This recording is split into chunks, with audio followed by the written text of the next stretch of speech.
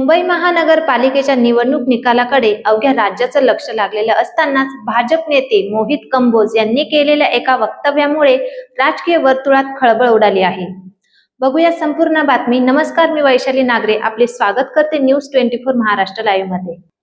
भाजप नेते मोहित कंबोज यांनी मुंबई महानगरपालिकेच्या निकालाबाबत असा दावा केला आहे ज्यामुळे थेट ठाकरे बंधूंची धडकी वाढल्याचं चित्र आहे। सोशल मीडियावर पोस्ट करत मोहित कंबोज यांनी दावा केला आहे की भाजप मुंबई महानगरपालिकेत 100 पेक्षा अधिक जागा जिंकणार आहे। तर भाजप पहिल्यांदाच मुंबई महापालिकेत सर्वात मोठा पक्ष ठरून सत्ता स्थापन करेल असा विश्वासही त्यांनी व्यक्त केला आहे।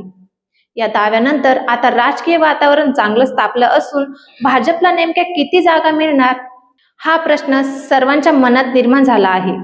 दरम्यान मोहित कंबोजांच्या या वक्तव्यावर शिवसेना ठाकरे गटाकडून तीव्र प्रतिक्रिया आली आहे। ठाकरे गटाचे नेते अखिल चित्रे म्हणतात की भाजपा निवडणुकीत पाण्यासारखा पैसा ओततो तेव्हा कंबोज अमेरिकेत असतो, मग कंबोज निवडणुकीच्या आधी भारतात येतो, भाजपाच्या विजयाचे आकडे देतो, तसेच एक्झिट पोल येतात आणि तरीही जनमानस चिंतेत आणि फक्त कंबोजचा पक्ष आसुरी आनंदात असतो। हेच आपण पाहतोय आणि निवडणूक निकालात हे कंबोजचे आकडे खरे ठरले तर कंबोज अमेरिका, IVM, भाजपा, आघोरी बहुमत यांचा परस्परांशी काहीही संबंध आढळला तर तो महाराष्ट्राने योगायोग का समजावा।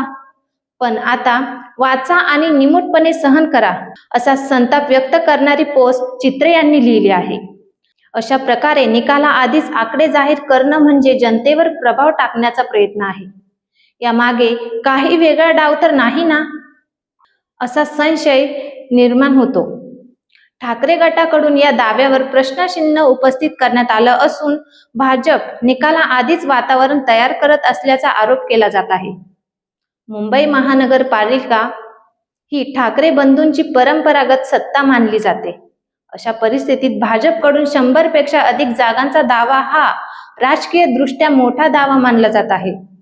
एकीकडे भाजप आत्मविश्वास व्यक्त करत असताना तर दुसरीकडे ठाकरे गट सावध भूमिका घेताना दिसत आहे। आता सगळ्यांचं लक्ष लागलं आहे ते मतमोजणी दरम्यान समोर येणाऱ्या आकड्यांकडे। मोहित कंबोजांचा अंदाज खरा ठरणार का, की ठाकरे गट आपली सत्ता कायम राखणार? या सगळ्या घडामोडींवर तुमचं काय मत आहे हे कमेंट मध्ये नक्की कळवा आणि व्हिडिओ आवडला असेल तर चॅनलला लाईक, शेअर आणि सबस्क्राईब करायला विसरू नका। धन्यवाद।